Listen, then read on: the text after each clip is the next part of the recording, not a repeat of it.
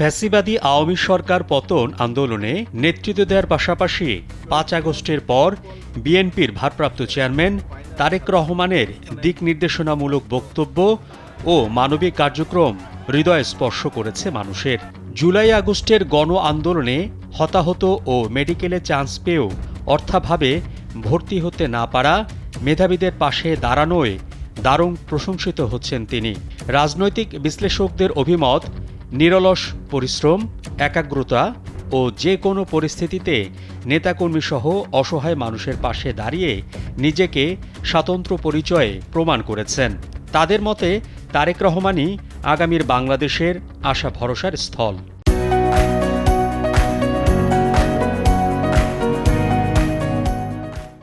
বিএনপির দাবি, নেতাকর্মীরা গুম, খুন, হামলা, মামলা এবং অবর্ণনীয় নির্যাতন নিপীড়নের শিকার হয়েছেন।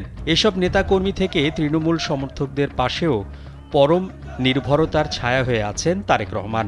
লন্ডন থেকে প্রতিনিয়ত তাদের খোঁজ খবর রাখছেন, প্রতিনিধি পাঠিয়ে দিচ্ছেন সাধ্যমতো আর্থিক সহায়তা, নিচ্ছেন অসহায় অনেক পরিবারের দায়িত্ব। ১.৫ দশক ধরে ধারাবাহিকভাবে এসব কার্যক্রম করছেন তিনি। তারেক রহমানের প্রধান পৃষ্ঠপোষকতায় দল ও অঙ্গ সংগঠনের ক্ষতিগ্রস্ত কয়েকটি পরিবারের ঘর নির্মাণসহ সন্তানদের মাসিক শিক্ষাবৃত্তি প্রদান করা হচ্ছে। ফরিদপুরের নগরকান্দায় বিধবার ঘর নির্মাণ, সাতক্ষীরা ও ফেনীতে ক্ষতিগ্রস্ত দুটি পরিবারের সন্তানদের বিয়ের কাজও সম্পন্ন করা হয়। বিচার বহির্ভূত হত্যাকাণ্ডের শিকার ফেনীর সোনাগাজী উপজেলার যুবদল নেতা শহীদ মোহাম্মদ মাসুদের পরিবার নতুন বাড়ি উপহার পাচ্ছেন। এদিকে সম্প্রতি দেশের বিভিন্ন স্থানে অসচ্ছল মেধাবী মেডিকেল শিক্ষার্থীদের পাশে দাঁড়িয়েছেন বিএনপির ভারপ্রাপ্ত চেয়ারম্যান, যারা এবছর মেডিকেলে ভর্তি পরীক্ষায় উত্তীর্ণ হয়েও অর্থাভাবে ভর্তি হতে পারছিলেন না।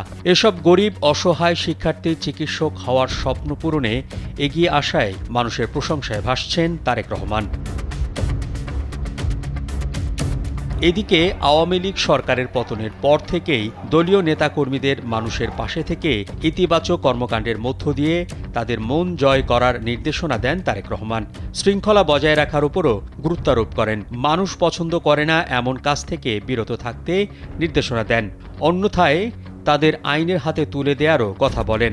তারেক রহমানের এমন বক্তব্য সর্বমহলে ব্যাপক প্রশংসিত হয়। মোহাম্মদ শাহাবুদ্দিন মাহতাব, কালবেলা।